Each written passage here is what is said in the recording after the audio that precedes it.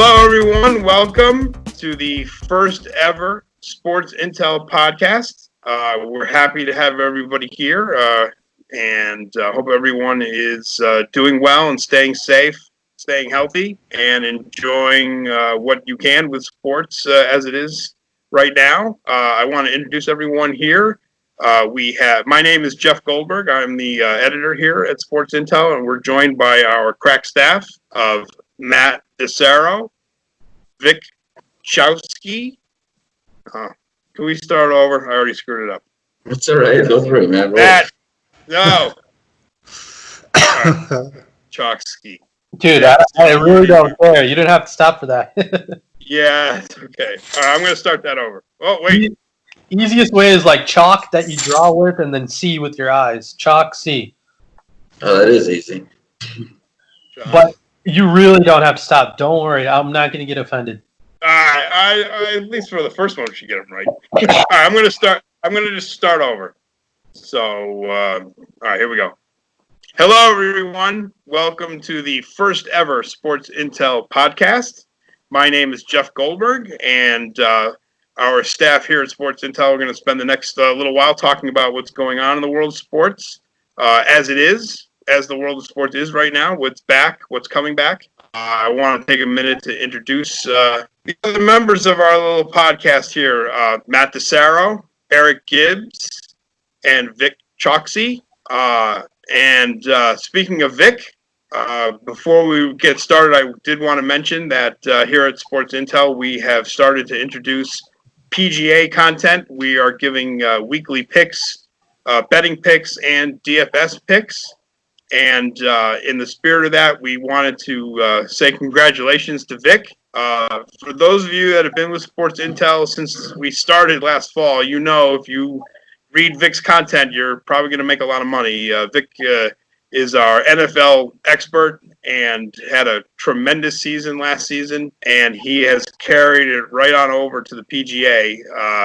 I think a lot of people were probably scared off of Webb Simpson last week after he missed the cut at the Charles Schwab 2 weeks ago. But Vic was not deterred, and he picked Webb Simpson to win the tournament, and great back nine charge for Webb last on Sunday, and took it. And Vic, take a bow, but tell us a little bit about how you came to make that pick. As I said, I think a lot of people were probably scared off of Webb after he had missed the cut the week before, but you saw something that a lot of people didn't. Yes, sir. Fun. That was a great, really, really great sweat on Sunday. You know, for me, I am a little bit of a contrarian. You know that if you follow my NFL picks, right? And I kind of thought of it the same way. I got burned by Webb the weekend before, but I didn't want one bad round to kind of deter what he's done for literally the whole year. And he's been solid at this course. He was a favorite the week before. I just thought there was really good value on a guy that literally consistently is a really good ball striker, short game, is solid, and that's the kind of guy that was going to win this course, right? So, you know, I just stuck with my guns, and it worked out, and I'll take the nice little payday, and I'll definitely take the bow. I think we have a good opportunity in a similar spot coming up this weekend. So, you know, I'll write it up. We'll have it on our site. But I like him. You know, he was one of the favorites last week, and you might be able to get the exact same thing that happened the same cycle where Simpson was favored 2 weeks ago, got burned, then came back and won.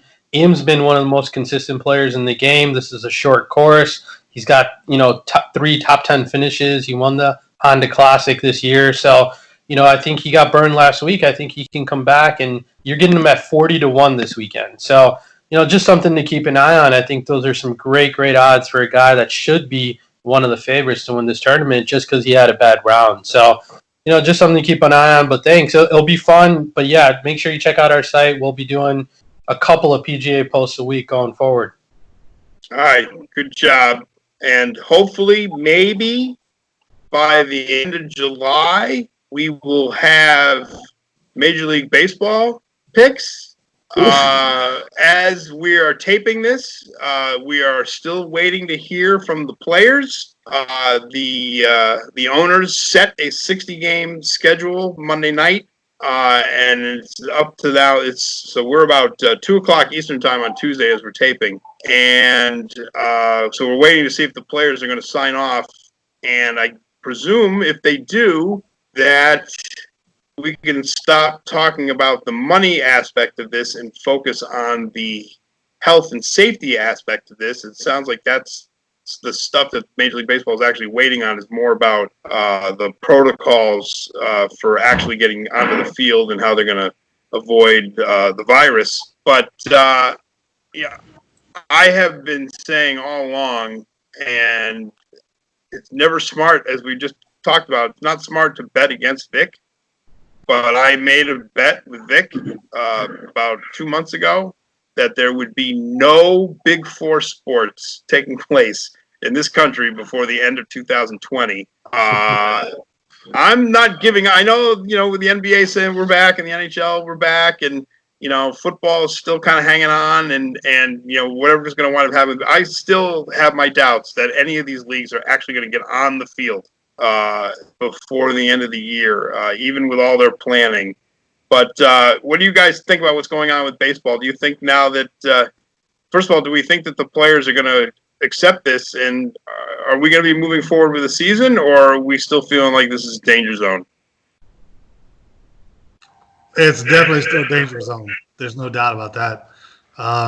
It's been such a roller coaster ever since they started. The owners and the players started debating on how to kick the season back off. It's sad that it's come to this, but at this point, who knows what's going to happen. The players, even if the union executives were to agree to the league's plan, the players may decide to sit out. They've already made that clear, and it's completely up in the air. The one thing I've always been focusing on is the fact that it's great to put all these plans together on paper, and I think the NBA plan in particular, it's a good plan. It makes sense on paper. But we're already seeing instances where, certainly with the NHL, whether it's the Tampa Bay Lightning, Austin Matthews apparently is just tested positive. He's like the best player in the league. The Phillies had more players today. They're saying that they have more players from Clearwater who are testing positive. I just wonder if it's just not possible to take it from the chalkboard and then put it into the real world. Will the NBA actually be able to make their bubble happen? I still have my doubts. I wonder if you guys are feeling like, nope, they're gonna get through it, and they're gonna play come hell or high water, or are we still just sort of like deluding ourselves into thinking that this is all going to work out? It's hard not to have faith in the league right now and all this stuff. It seems very up and down right now, but I think, I don't know, I put a more than a 50% chance of us seeing baseball July 24th, right? Yeah, July 24th. Vic, what do you think? I know you've been really like the cheerleader that it's all going to be okay. That they're all going to come back. But so where is your head right now? You've been, like I said, you've been a real positive force among our staff that these Big Four sports are going to get back. Are you still feeling confident, or as more news comes out about more people testing positive and other things, where are you right now as far as whether it's really going to happen or not? Yeah, no, I'm still positive. My whole thing from the beginning, and even when we were having our discussions, was at the end of the day, these things are too big and there's too much money involved, right, for it to fail. So, like, for example, the NBA, you're looking at a $6 to $10 billion swing if this season doesn't happen, and then they tear up the CBA, and then you're looking at a potential lockout. So, again, at the end of the day, it's not like my personal belief. I'm not saying, hey, we should have sports back. My mind is just telling me that there's just too much money involved for these leagues not to give it a try. And, I don't know. And the NBA has said if it actually does tip off, they're going to do it no matter what and finish it out because of TV deals, sponsorships, et cetera, et cetera. So I think from now till the NBA actually tipping off is the danger zone. Once they get it going, unless you see something where entire teams are affected, they're going to, roll it out. Like the quality's not going to be as great because they're, NBA is the most star-driven league, right? So if LeBron or an AD gets the coronavirus and they have to sit out, the entire series is going to be swung, right? From gambling or just in general. So it'll be interesting. But yeah, I still am pretty positive that I think we will see sports in some capacity with the Big Four give it a go. Now, let's see what happens. But Eric, what about you? What are you thinking, man? I think the NBA has a better shot at completing the season than MLB right now. There have been a couple of players already that have decided to sit out. They're not going to make the trip to Orlando. 3 that I know of. And that could have a snowball effect with other players joining the bandwagon. But there are still plenty of players left over to make the trip and make the season work out. NBA is going to happen. NHL is going to happen. MLB, it's on the fence. Yeah. One thing I know, I feel like, as we all found out back in March, the NBA has been really proactive and in some ways has really been the leader of the Big Four sports as far as how to deal with this virus. I mean, with all sports sort of hemming and hawing back in March, even, with college, with the NCAA tournament, once Rudy Gobert got sick, I mean, they just said, look, we're not waiting around. They shut it down, and they really, in a lot of ways, were sort of like they were the template for the country in a lot of ways. Like once the NBA made it okay to say, yeah, we're gonna stop. I think not just from a sports standpoint, I think also just from a society standpoint. Like the NBA kind of led us to where we had social distancing and shelter in place. They kind of made it like it was okay. I think psychologically that was a big deal back on March 11th. And I think it can kind of work the other way now, going back the other way. I think if the NBA is able to get onto the court and play and show people that they can play. And now, NASCAR has done this, and the PGA, and I know Nick Watney, got sick, but that's just one player. And I think the PGA got him quarantined and they're going to go on. So obviously we're now seeing in the United States that sports can take place and be entertaining even without fans. And I think with the NBA, I think they really do drive a lot of the sort of pop culture, social aspect of this, where people will see them playing and feel like, okay, and things are okay. Now that can be a double-edged sword, as we've seen with lots of cities opening back up their economies, and now we're seeing spikes in coronavirus cases, and so it's always going to be an issue until we have a vaccine. But I do think, at least as far as sports are concerned, I think if the NBA can show that they can be successful, like I'm sure the NFL, boy, they are going to be watching. No one's going to watch what's going on with the NBA more than Roger Goodell and the rest of the NFL. They've gotten them, just by the virtue of when their season starts, they have this sort of built-in ability to kind of let other leagues come back and see what they're doing before that. Because I think the NFL has been pretty savvy as far as not committing. They're committing. They're saying we're coming back. We're going to play. But you notice they're not really committing to dates, to hard schedules. Because I think they just they're going to use as much time as they need to figure out whether they can do this. But I'm sure, if they see the NBA is able to do it and make it work, that's going to be huge for them. But to me, they're the biggest wild card of all. I just personally, and I know, look, all sports are physical. There's physical. Obviously, the NBA is all physical contact, and you can't social distance on the court unless I were playing, because I would just be shooting from 30 feet away, so no one would be anywhere near me. But I think for football, I mean, the constant lining up of the offensive lines and breathing on each other and the physical contact, that's going to be the hardest one, I think, of all the sports to be able to actually play and not risk infections. So I know they talk a good game about playing. I think football is the one I would be actually the most concerned about. I just don't know how they can logistically play and not have everybody get infected. Especially if they're not going to do like a bubble like the NBA is going to do. Yeah, and that's just it. I mean, the NBA and NHL are a step ahead because they've created these bubble plans to get back into the action. The NFL can't. It's impossible. There's no way they'd be able to do it now, this close to the start of the season, with all of the teams lining up to play the games and the entire season on the schedule. It would be impossible. So, yeah, there's a lot at stake and there's a lot at risk. Like you mentioned, the spike in coronavirus cases that have been popping up across the country are definitely something that the league has to consider as it prepares to get back into action or get into action with the start of the new season.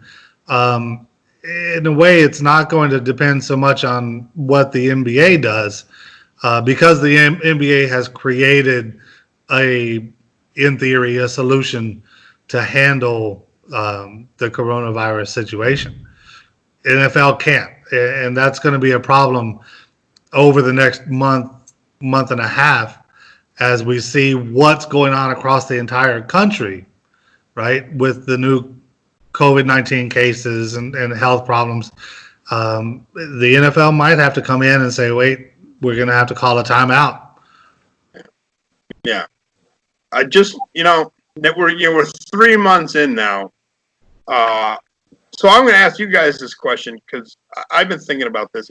I think back in March and April, a lot of the sentiment was we needed sports to get back because people needed to have sports in their lives, psychologically, from a morale standpoint. And now I kind of, at least personally, look, no one loves sports more than we do. And it's our livelihood. And I'm kind of feeling like, you know what? I'm okay. Like if the NFL didn't come back this year and if baseball didn't come back, I'm kind of like, you know what? My life's going to go on. And there's enough sports available now that, I feel like I'm getting my fix, what I need to be a sports fan and enjoy it. And so I wonder if that's still the case, now that we've gotten through 3 months without them. And look, I'm not advocating we not ever have sports again, but wouldn't it, at some point, is it just better to say, look, we're going to take a mulligan on 2020? Dr. Fauci, again, as I said, we're taping on Tuesday. It's about, noon on the West Coast, 3 o'clock on the East Coast. I don't know if people saw it today. Dr. Fauci testified before Congress this morning. And again, he's this is Fauci, and we'll take him at his word. He still feels pretty confident that there could be a vaccine December, January. That's what kind of the timetable he was optimistically saying, like best case scenario, we could see a vaccine maybe in December or January. Would it just be worth it to say, look, we're going to do the NBA and the NHL because it's a much more controlled environment. Baseball and football, look, we're just not going to do it this year, but we'll be back in 2021 when it's truly safe. I don't know. So I guess going back to my original question, are we at a point now where we're okay? Like we don't need it as much as maybe we thought we did if we took a 1 season pause, or is the feeling still that, hey, we got, people need their football? I'll chime in. First of all, from a personal point of view, I don't want to go a year without being able to watch football. That would just be disastrous. I don't know what I would do. Pragmatically, sure, yeah, call them off. But also, you look at how many people would be affected if the sports were to be canceled. And, we're talking, I don't know how many, but it has to be in the tens of thousands, if not the hundreds of thousands, between stadium employees, players, staff, sports books around the world. I mean, it's a huge, huge industry that would be affected. There was a poll conducted today, not a scientific poll, but an informal poll on Twitter, and 57% of the people that responded said, "Call off baseball." They don't care about it. They're baseball fans, but they said, "No, we're done. We're tired of all the BS, and it's time to move on." There's a logic to calling off the sports for the year, definitely. I would have a very difficult time living out the last half of 2020 if I didn't get my football fix. Yeah. Again, I'm not. I'm more pessimistic. I've been sort of pessimistic about, as we know. I wouldn't have made the bet if I weren't pessimistic. But I want them to come. I would love to have football. I'm the commissioner of a fantasy football league. I'm still trying to figure out whether or not we should even have a draft.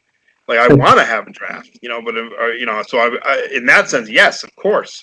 But I don't know. I just still feel like reality. There's just a reality of the situation that can't really be ignored or waved off.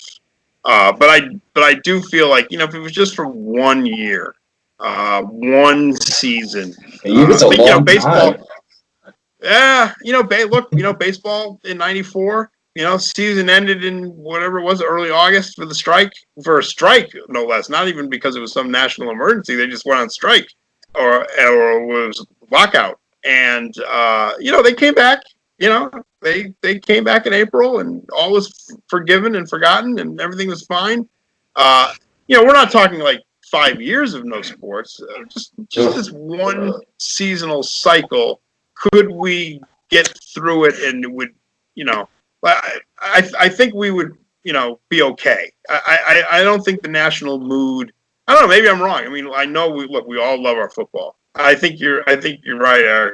Baseball is a different deal. I think people would not necessarily miss baseball, especially if the NHL and the NBA were playing, and not only playing, but now they're going right into their playoffs. So it's like, and they did have a season. Baseball is such a weird spot because they just never got started. At least, the NBA and the NHL had a regular season. It's like a legitimate, fair regular season. They got it through almost all of it. So it's not like it's some sort of sham season that they're going to have a championship for. It was a legit season. But yeah, I don't know. I just wonder if we'd be better off if the NFL would just be better off saying, you know what, we're just going to cut our losses. And we're going to find out. I mean, I guess, in some ways, I think it's going to be out of their hands. I think circumstances are going to dictate if we do wind up, if we're entering a second wave here, or if we get hit with one toward the end of August, then the decisions might get made for them, especially if states are like, hey, we got to really shut everything down. But it's going to be interesting. But yeah, I agree as far as I definitely want my football. I think college football is probably even more in danger, though. I think college football is much more likely to not happen, just because there's so many more people involved and circumstances whether colleges are even going to have students back on campus, and that one I think is a much thornier problem, which we don't really hear much about. You don't hear a lot of talk about what's going on with college football. And maybe they're just waiting to see what the NFL is going to do before they want to make any moves. But so since we don't have any of the big four sports, I wanted to ask all you guys. So what are you watching? We got a lot of interesting things going on, especially if you like staying up late at night, which I don't. But I went retro with some Australian rules football the other night, back in the old ESPN days when they first got started. Remember, that was their biggest thing. The referee, the pointing, who doesn't love that, But I'm curious what you guys have been watching. Have you added a new favorite sport? I will say, just for me, before April, I don't think I'd ever watched any MMA. I knew who Ronda Rousey was. I knew who Conor McGregor was. Kimbo Slice, I knew the names, but I never watched it. And now I'll watch like my poor wife. I'll watch 5-6 hours of a fight card, and I'm totally into it. like I actually use significant strikes in conversation. It's so I discovered the MMA. I'm wondering if you guys discovered something that you really never watched before that now you're like really into. Well, for me, it's not a new sport per se, but I started watching Korean baseball, and this week started to watch the Nippon League Japanese baseball, which had their opening day last week, I believe, on Tuesday. So, I mean, obviously, the sport's the same, but watching it is a completely different experience, especially because there's no fans in the stadiums. Some teams have like cheerleaders in the stands, some have robots, some have like dolls, or like I don't know. It's very interesting, and the play is good and the betting's great. I've actually think I might just switch over from just to watch MLB baseball as a fan and just keep betting on the baby out. Nice. I could jump in a little, and for me, again, not a new sport, but soccer. So I gamble on soccer. I'll follow it on my phone or my app, right? But now, since I need my sports, I'm kind of starting to watch more soccer. So I've adopted a team, Liverpool. Obviously, they're the best team, so it's kind of fun to watch. So yeah, I'm getting into soccer a little bit, man. I have started to watch some UFC a little bit more, like you, Jeff, just because Saturday night, if the wife and kids go to sleep, I need some action. Whether it's just get my sports fix in or some gambling in, I'll start watching some UFC. So that's what I've been doing, and then just a lot of new movies and shows, and trying to catch up on life with the kiddos, but soccer for sure. I agree. I mean, soccer's taking up a big part of my time now. The Premier League, Bundesliga, Spain's La Liga is back to a certain point. So there's a lot of soccer action that can be watched. And I haven't really turned to anything different. Yeah. I also was never really big into NASCAR. And now I feel like I'm watching all the truck series and the Xfinity series, and I part of that too is I'm a huge DraftKings guy, always have been, and so I gotta get my action, man. I gotta, even if it means even doing the esports. I'm a little frightened sometimes at how much I know about LOL. What's happened to me? Yeah, I mean, it's been so. People come up to me, and maybe they do for you guys too. Like, oh, how's your job?